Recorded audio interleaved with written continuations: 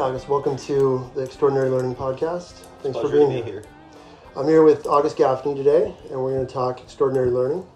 So August, as you know, one of the things I'm always trying to connect are the ideas of regular learning, kind of school stuff, and also kind of life learning, but also inside-out learning. Yes. And together that I consider that to be extraordinary learning. And you are, no doubt, an extraordinary learner.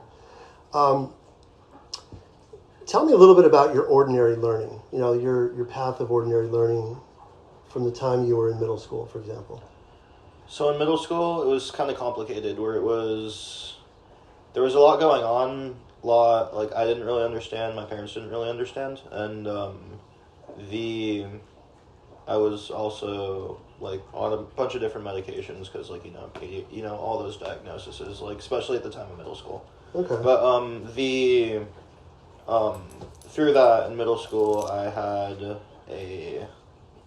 my AAP, I had my 504 plan, and it was very, I don't know, it was interesting, and in public schools, I was in them for long enough, but the way I see it is I definitely saw it as a better thing for me to just kind of figure out a different path and kind of try and dig deep, because at the end of the day, if there's a will, there's a way, and it doesn't matter how it was done. What matters is that you did it. Okay, and what I want to do is go back a little bit to kind of fill in some of those big jumps, because it sounds to me like you had a lot going on physically in middle school. Right. And you weren't able to just show up and do the normal program. Right. Okay. And then in high school, was that more of the same? It got worse in high school, definitely. Okay. And then I know your story, so I'm going to kind of lead you a little bit here. What were some of the challenges that you experienced that had nothing to do with school, but everything to do with you and kind of the circumstances you found yourself in? Okay, so the challenges I faced were, there was a lot of instances where I'd go to class, right, and when it comes to public school, you have to be very, very, very specific on the students' needs. Nowadays, you do. Okay. And so there wasn't really any patience with many teachers. I just I just felt myself falling behind more and more. And so those were moments of being stuck. right. And what were the things that you were ultimately able to build, on your own to help get unstuck? What were you? So you have a lot of strengths in you, and I know, again, I want your story to be told here, but I also want you to tell the story. Yeah, of course. So I'm going to lead you a little bit. What were some of the qualities or the strengths that you possess that helped you not just survive those moments, but actually find your way through them and have it be meaningful for you? I'd say patience, definitely, because it's you're not, it's not going to be solved overnight, and I don't know, the way I can put it is I'm sorry, can you ask the question again? Sure. So clearly school was challenging for you. Yes. And it was in part the way that school is structured, but also Yes. in part the circumstances and the challenges you were experiencing that had Yes. nothing to do with school. Right. But together, you found yourself stuck. Right, okay, so I have epilepsy, it's kind of pretty open about it, lots of people know that, but the thing is that I was already falling behind with homework and things such as, just everything, and it would be no matter how much time I would spend sitting down and doing it, it would be I either do all of it and just get horrible sleep that night and more likely have a seizure because that's something that can really affect it, or I care about my health and not do the homework and not care, but for the thing that's safer for my health, and I was having a lot of seizures at the time. It's crazy. I was in a seizure cycle for about 10 years, on and off, but it's pretty stable now, and I'm just happy to still be here. All right, so I'm going to go here. What are the gifts from that really challenging time? Because you're here, Yes. and I know that you have a positive outlook about things, and you know yourself really well. Yeah. What were the gifts of that challenging time for you today? Like, what do you have with you today that you didn't have? I mean, patience is part of that. Yes. But, 10 years later, here you are, talking about your journey, and you're on the other side of a lot of this stuff. Yes. So, what were the gifts of those challenges? The gifts of those challenges were definitely like knowing bad, and from my what do you call it? In my lens, the way I see the world, like knowing bad and going through it, it made me realize that a lot of things I stressed about before, like, really are not that bad, and it's just really important to like try to focus on your health and like actually just get better for yourself. So that's a place I think a lot of us are challenged. Yes. Where we kind of have our expectations of how things should be, and then when we get disappointed or frustrated or we hit a roadblock or get stuck, as I like to say, we kind of either double down on this isn't how it was supposed to be, this isn't fair, or we can kind of go, okay, there's a lesson here, or there's an opportunity to learn something about myself or about life. Yeah, definitely. And I'm just reminded, because I'm always, how I like to do found wisdom. Yes. I love quotes, and I love little pieces of learning. There was a little story that I just read this morning, and it talked about a Buddhist monk who went out in the lake in his boat, and he just went out there to be by himself and closed his eyes and was completely by himself in the middle of this lake. Yeah. And then he was interrupted by this other boat hitting his boat. And he got really upset, and then he opened his eyes and he looked at the other boat, and the boat was empty. Yeah. There was nobody in the other boat. And what he realized at that moment was that his anger and his frustration was within him. Yes. It wasn't from the outside in, it was from the inside out. Yes. And I think that your stories of where you've learned to be more resilient, more optimistic, more positive about things, I think kind of fits that, because there were circumstances that you absolutely could not change. Absolutely, yes. And I feel like I've come to learn that a lot of the things that us as humans stress about in life and get upset over are things we cannot change.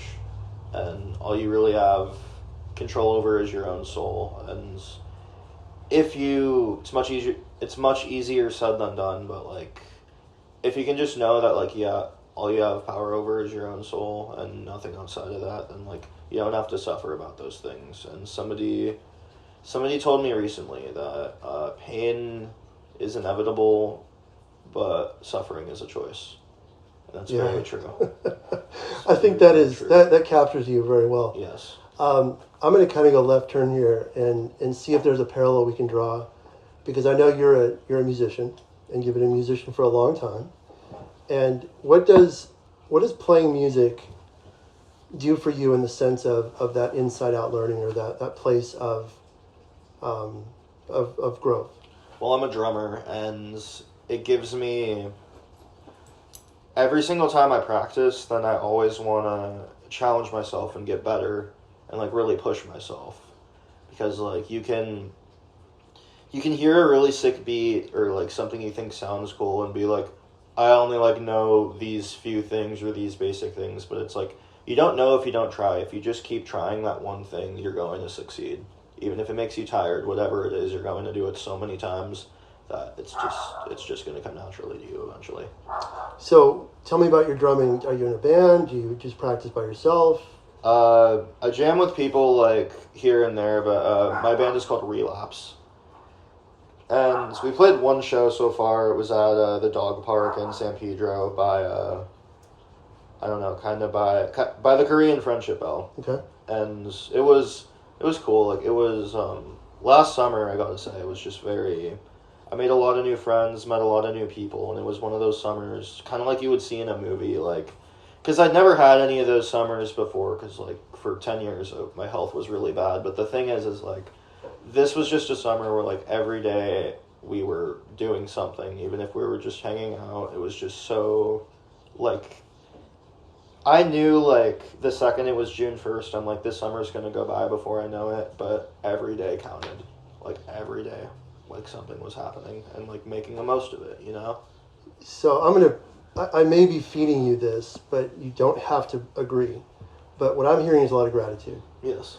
And you've been through some really, really rough stuff. Stuff that you didn't choose, stuff that showed up in your life, right? The epilepsy, all the treatments that you had, all the hospital time, all the really tough times in school, at home, just in life. Yes. I hate to ask yes or no questions, but I'm going to ask this yes or no question. Is the gratitude that you have today, that perspective, because you are grateful. Yes, absolutely. Is it because of that really, really challenging time? Or were you born this way? Like you're just a happy guy that appreciates life, and you always have? I'd like to think I am that, but like the truth is that there was a time in my life when I was very closed-minded and very like, just didn't believe things would get better, like just very like, just like dismissive. And I'd say, and like because of that, I'd say that time has like changed me and makes me appreciate life, because it's like I said earlier, like I realized a lot of stuff I was once stressing about wasn't that bad. And it's like, if you can that didn't happen for a while, but if you can go through something like that, that itself should give you confidence. Do you find that your story kind of gives other people, like your age in particular, perspective? Have you had that experience? I have, definitely. I don't necessarily doubt myself, but I like to not get ahead of myself in a sense where it's like I don't like to think like, oh, like this story is going to affect the whole world. But I know some people will listen and maybe learn a thing or two, and I hope for that. Maybe from this podcast, but I know that you have had an impact on people in your life. Yes. Walking in the door today. Yes. Because of the gratitude or your perspective, your attitude, the challenges. Yeah. Can you think of one person that you've had an exchange with that really learned something from you and your perspective? There's a lot of people I can say, but I have a friend. His name's Michael, and he helped me out a lot during when I was like, I want to say like 15, when like they're the typical going to high school, like people, just kind of just being annoying, like being judgmental is what I can say. But like Michael, he helped me out a lot during that time, like gave me a lot of good advice, and he now goes to nursing school. It's kicking ass. Like he's doing an awesome job. But like because I've been in hospitals like a bunch of times then, and he's like working in this field now, like I've had some good words to share with him, being like, it may be overwhelming, all this work, but at the end of the day, this will go your way. Okay. That's one person I can think of at the top of my head. Yeah, and I suspect that your impact on other people is more than you probably know. Yes. And I can speak for myself. Like inspiration gets kicked around a lot, but you have inspired me for sure. You've given me the clarity, because you embody the idea that inside-out learning and outside learning can be harmonious and compatible, but you have to have both. Yeah, of course. And you're absolutely that. Yes. You recently finished a task that you thought was kind of insurmountable. What was that word you just used? Insurmountable, like you didn't think you'd get there. Right. Even as you were getting close to it, and I'm not going to say what it is, but you did something. You can certainly talk about it. Yeah. But it's not my story; it's your story. But I witnessed the moments of doubt you had as you got close to this milestone. Yes. And this piece of paper. Yes. And you did it. I did. But there were moments of doubt even up to the end where you're like, wait, is this really going to happen? Yeah. Because you hadn't thought it would happen. Right, I didn't. And it's like, there will be moments. John's talking about me graduating. So there's moments you think you're finally there and you're like getting what you've been working for a long time. And it's like, but like once you get it, it's like, you're like, wow, like I actually did that. And it's I didn't believe it would come anytime soon, because like there had been like misunderstandings with like people, like in my case, but like other than that, it's like it was a complicated journey, but at the end of it I finished, and that's what matters. At one of the moments of doubt, and again, this is your story, but I'm prompting you because I think it's a great story. Yeah. You were at a gig, and you met up with somebody that also had the same circumstance. They hadn't graduated, and they were older than... Now, I always told you that you were younger because you lost a couple of years of school, right? Yeah. Because of your health. Yeah, it your was health a good way to look at it. So I kept saying, no, you're not turning X. 20. Okay, 20. You're 16 and a half, right? Yeah, and so that was fun to play with the perspective. Yeah. But you met somebody that had the same circumstance, maybe not for the same reasons, but hadn't graduated high school, and he was 19? 19 at the time, I think turned 20 like not long after. But his perspective or his attitude about his not having graduated yet was different than yours at that time. Right, it was. You kind of felt... Not so isolated. Well, after you talked to him about this, but at the moment, I think you were having some feelings of, I don't know if it was shame or just disappointment or frustration. I should have already been here. Right. And when this individual said that he hadn't graduated, he said in a way that there was no negative emotion. It was just a matter of fact. Right. Can you kind of flesh that out a little bit? Yeah, I can. Where was this, first of all? This was at a venue that just recently shut down. It's called Area 51. It was this venue in Vernon, to be exact. It was that night was just incredible all the way. But this individual, I've learned a lot from him, as well as, he's a drummer too. Really, these individuals, who I definitely have learned a lot from. It's the way I see it, it's they're so genuine, and they have talented too, so talented. And the way I see it is they have every reason to be cocky, but no, they're genuine and humble, and they're just cool people. So this individual had your respect, and you noticed that he wasn't cocky. Right. And so he was somebody that you admired on some level. Yeah. And what did he say, or how did he say that he wasn't done with high school yet? So my friend Elijah, he asked, how have you been? How are you doing? And he's like, oh, I've been doing good, just drumming and playing shows, and I've just been working on finishing school, and so then Elijah says, oh, college, and then he's like, no, high school actually, and right there I'm just what? And I'm just bro, you have no idea how relieved I feel right now. Yeah. Because I didn't know anybody at my age who was, not the same circumstances or the same journey in any way, but who was in the same shoes as I am in a way. I remember you coming back to work on I think it was the Monday after, and you told me that story, and your outlook was completely different. Yeah. Tell me about the power of networking and your network, whether it relates to your music or whether it relates to your friends, just life in general. Tell me about your network and how important that is to you, and how do you engage with it? It's really important with me to keep myself working in some way, being creative. I have a button maker. I make pins for my friends a lot, even if I just want to make something for myself. But it's awesome. I've made a good amount of money with it, and best investment ever. There's my pin business, and then my band Relapse.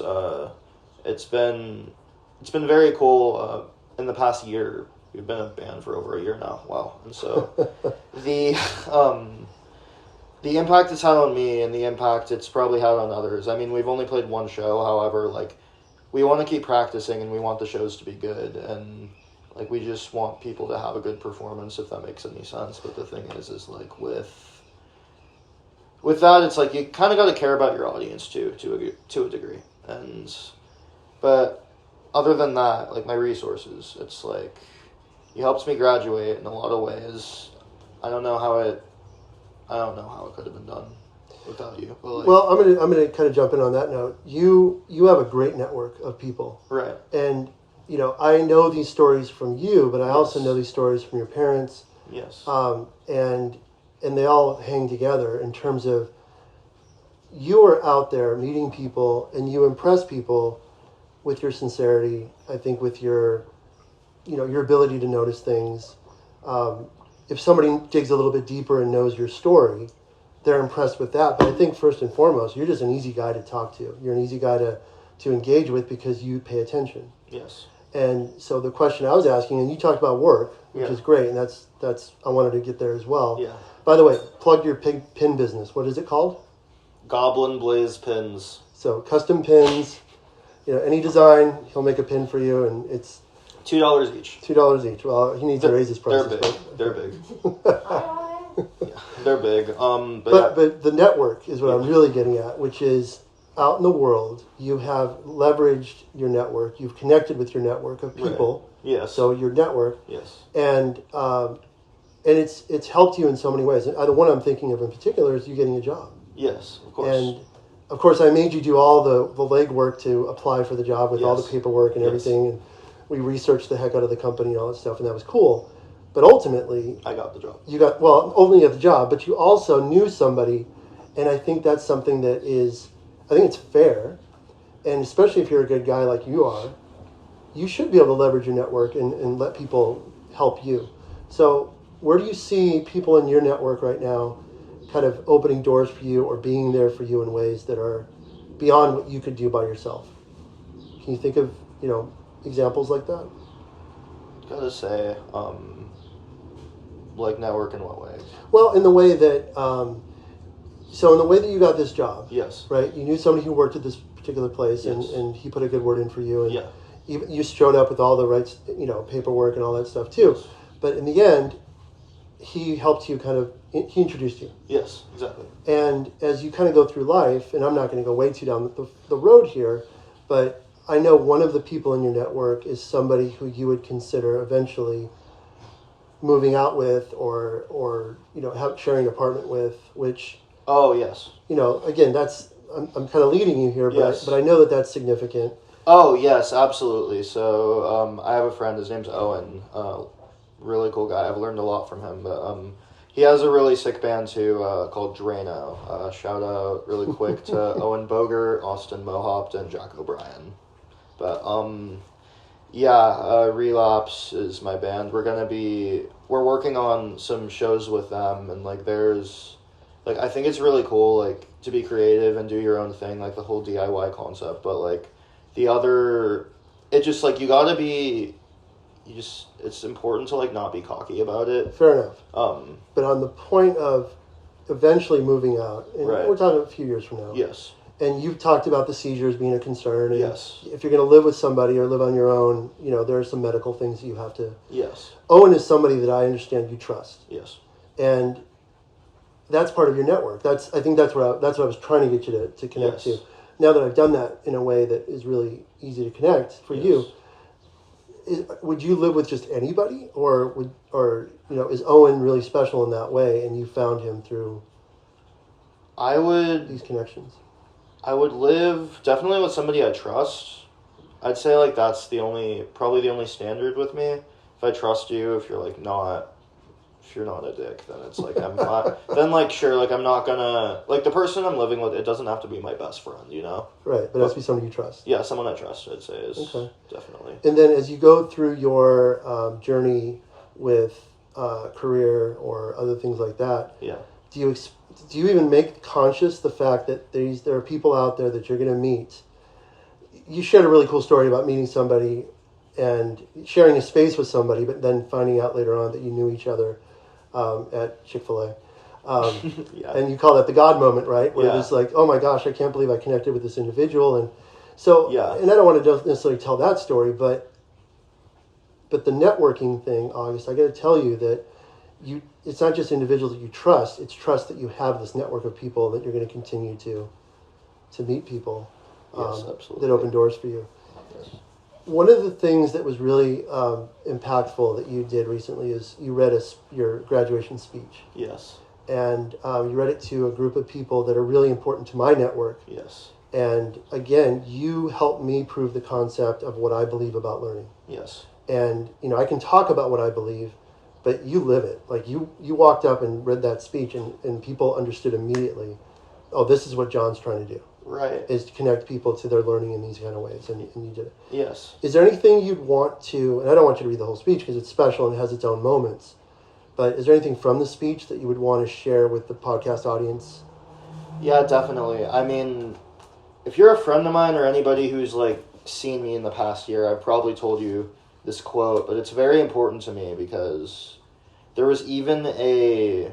Wait, I memorized it. What am I doing? But really quickly, there was a lady at that function who said, like, I just read the Lorax to my class last week, and because, like, when you're younger, you need to skip a couple pages to finish the story faster. Like, it's just what teachers do. But she said that that was a scene she skipped because, like, you know, little kindergartners, they're not going to, like, really understand, like, deeply the meaning of that scene. But this scene being in the Lorax, Ted, he goes and visits the Onceler because he wants to know what happens to everything. And so then tells him the whole story of everything he did. And so then this specific scene, quote unquote, like, exactly.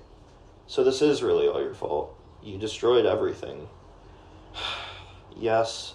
And each day since the Lorax left, I've sat here regretting everything I've done, staring at that word, unless, and wondering what it meant. But now I'm thinking, well, maybe you're the reason the Lorax left that word there. Me? Why would you leave that for me? Because unless someone like you cares a whole awful lot, nothing is going to get better. It's not. Then the Onceler drops that seed down to Ted. He's like, the last truffula seed. You need to plant it, Ted. Yeah, but nobody cares about trees anymore. Then make them care. Plant it right in the middle of town where everyone can see. Change the way things are. I know it may seem small and insignificant. It's not about what it is. It's about what it can become. That's not just a seed, any more than you're just a boy. And I think what that scene proves is, like, everything starts somewhere, and it's like, at the end of the day, like, you need to, like, you're the only one that can, like, kind of save something. Maybe not a whole village by starting a whole movement with trees. I mean, look at where we are now. This isn't a very old book, but, like, you know, where it's like, sometimes it can only take one person to just make a big difference. I've never asked you this question before. Do you identify with Ted? I do. I really do. What's the truffula seed that you hold? Do you have an idea of what that is? Like, what's going to be your mark on the world in terms of what you bring into the world to nurture? Yeah, I have somewhat of an idea. I mean, it's a huge question, but because I know that you're very intuitive and you have a sense of self. Yeah. Where do you see this going? I see it going where... Your gifts. My gifts, it's like, I knew during my hard times, like, I have no choice in this, but, like, I can just make the best out of a bad situation. And I hope to bring... I don't know, there's a lot of people nowadays that so often talk about problems but never talk about the solutions. And even if they are mad or stressed about something, they don't want to choose to be happy. They can't put it away for a minute. But, like, I think there's been a lot of hatred in the world, especially in the last few years. But I think it's important to, like, bring more love and positivity in the world. And I just feel like everyone has a chance just as much as I do. Okay, but I'm going to put this back on your shoulders again. Like, where do you see your role in all this? You're the Ted with the truffula seed. Yeah. Like, where does it get planted? Where do you take? You're clearly a talented individual. You've got a lot of skills that you can leverage to make the world a better place. And I don't mean that in a cliche way, like in, you know, whether it's drumming or just being a good friend or whatever. Yeah. But do you see, as you kind of, like, put your gaze down the horizon a little bit, where you might want to, because you've been through some stuff, both good and bad, you can kind of maybe see yourself working or getting the message out to people that are struggling? Yes, absolutely, definitely. And when I was at Children's Hospital in Los Angeles, I was very, despite the circumstances, and, like, when I was there, I'll say it again. I'm answering your question in a second. But I'll say it again. That was all times when I made the best of a bad situation, and I don't know who's still there, but there's plenty of people who, if they are still there, they're never going to forget me. And I know they'd be okay with it, where I hope maybe one day I can be one of those people to visit those kids on that floor and kind of tell them my story, like in, say, like a 10-minute summary or something, and just say, like, I know this may not, like, I know this isn't going to solve your problem, but just know that I know what it's like, and you're going to get through this. Something that, like, that embodies that. So I consider that to be really good work. Yes. And I think it's an authentic fit for you. Yes. And I think that now that you've shared it with the world, I mean, I'm going to hold you to it. Yes. I'm going to keep checking in with you to see if you're making progress towards that, because you're ready now, August. I have to tell you, you're ready now to have that message be heard. Yes, absolutely. In person or otherwise. And that's why it was so easy for me to choose you to interview today and have you talk about your journey. Yeah. Is there, I know you've given a quote from the Lorax. Is there any other quote that you want to kind of wrap this up on and kind of leave people thinking of, or is the Lorax, does that pretty much hit the point? I'm seeing this artist in June, and I'm very excited. So there's a quote that I just saw at the function the other night. I've been telling people it, but then I saw who was by, and I'm like, whoa, like, what do you know? And so the quote is, take care of your memories, for you cannot relive them. And that's a Bob Dylan quote, and I'm seeing him in June, so that'll be pretty cool. But very much so, it's like, it's true, take care of your memories. You can't ever have those experiences again. You can have similar ones, but not that specific one. But, like, I don't know. I guess I can just wrap it up on saying, like, it was great to read the speech, like, at the party here. It was amazing. And as well as it was great to read the speech to all my friends when I was at my house, like, in my garage. It was amazing. And, like, just everyone who was there, you know who you are. And very much so, just thanks for listening. Thanks for giving me a chance. Well, thank you for being here. I really Yes. appreciate it.